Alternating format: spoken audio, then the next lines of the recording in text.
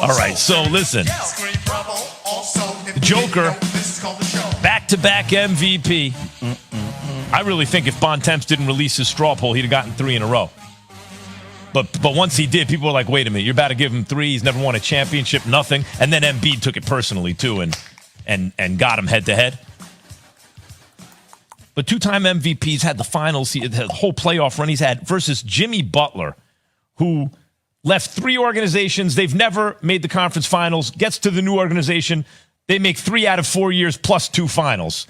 And they're doing miraculous things as an 8th seed, right?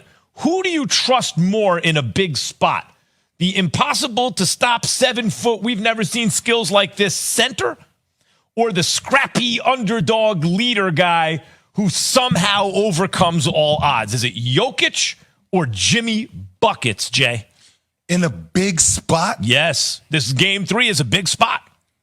See, in critical junctures of the game, if we're talking about the fourth quarter, I trust Jimmy Butler more, even with the bum ankle. Because because he has other guys that have been able to carry the load for him offensively that I think in those certain moments, I trust his ability to make the clutch shot. I've seen him do it multiple times. That doesn't mean Jokic can't do it.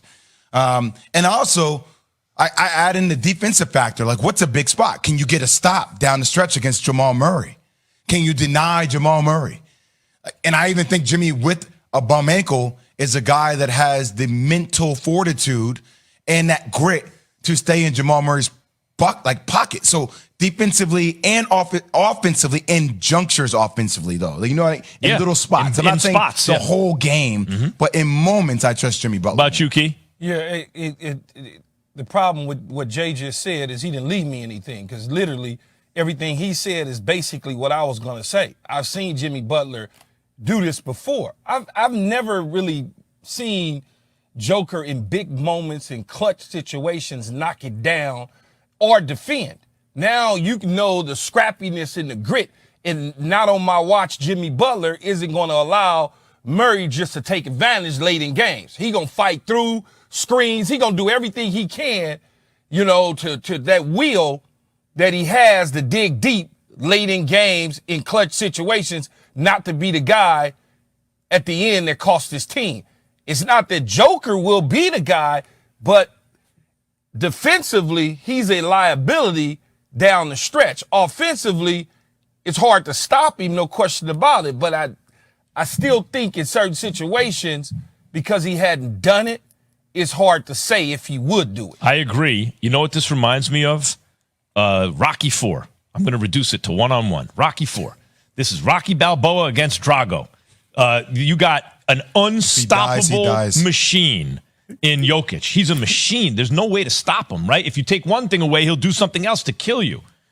And then on the other hand, you got the kind of scrappy underdog who somehow I want to read this Hembo stat to you. And by the way, when Jimmy Butler didn't take that Eastern Conference MVP, when he shook off Bam, said, I don't even want to touch that thing, I'm like, uh-oh, this dude's got the eye of the tiger, right? That was Rocky III. But anyway, here's Hembo's stat. Miami Heat playoff scoring margin. He tweeted this a couple days ago. First quarter, -1. Second quarter, through the playoffs, -11. I think fourth quarter, they're like plus 15. Third, thanks for ruining it. Third quarter, -12. I just know my stuff. Fourth quarter, plus what did you say? 15. Guess again. Plus 20. Guess again. Plus 25. Guess again. Stop. Plus 40. Guess again. What? Plus 45. Guess again. Plus 50. Again. Plus 70. Again. Plus 90. Correct. Oh. They're -1 first quarter, -11 second quarter, -12 third quarter, plus 90 fourth quarter throughout the playoffs. That is one of the most impressive playoff stats I have ever heard in my life for any sport. The sample size is too large for this to be just because, just coincidence, just random. That ain't random. Yeah, Key. Hey, yes, Jay, Key. What does that mean? Plus 90, Jay, because it just sounds like numbers to me. Well, it's like when you go to like plus minus, like last game 2, Michael Porter Jr. was -15, right? He led their team. It means pretty much like the amount of possessions in which you play, like how like all these. I explain this. It's very easy. Go ahead. You're over-explaining because you're thinking of player plus minus. I know, I'm thinking player plus minus. It's by quarter, Key. When you add up the score in all the fourth quarters throughout these playoffs, the Heat have scored 90 more points than the opponents in the fourth quarter throughout the playoffs. They've been outscored in the first quarter by 1, so it's basically even. In the second quarter, they're outscored by 11. So they're losing. How many games do they play? By about a point in the second quarter, usually. Minus 12 in the third quarter. Also, they're getting outscored by about a point in the third quarter. And plus 90 in the fourth quarter. When you think about they've outscored opponents overall, Keith. So in this game, they scored 5 more points than their opponent. Why, Max? Then in this game, 7 more points, et cetera, until it adds up to 90. Yeah. You know why they're plus 90? It's because they are the best executing team in the league. Like, a lot of teams have like a lot of teams have talent, right? But the one thing that kind of is able to diminish talent is the ability to execute scouting reports. And that's what is something that's overlooked when you think about the Miami Heat. Like defensive schemes, they actually execute the strategy in the fourth. And offensively, low-key, Jimmy Butler had 9 assists in the last game. But can we talk about how they like this is my philosophy but about in basketball, though, Jay, from everything that I can remember, the games are won and lost in the fourth quarter. Exactly. Right. So here's my philosophy about this.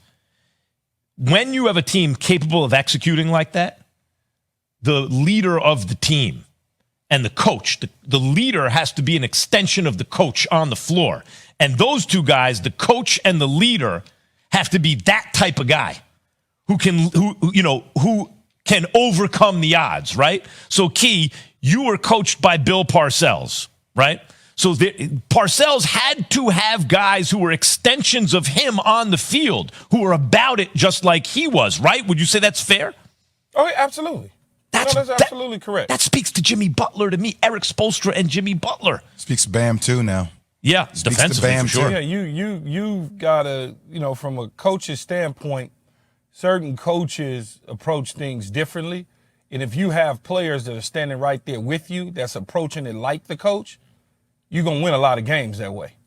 That hold people accountable. Like Parcells was the guy that held everybody accountable. That's the same way I felt I was as a player. I held everybody accountable, especially myself.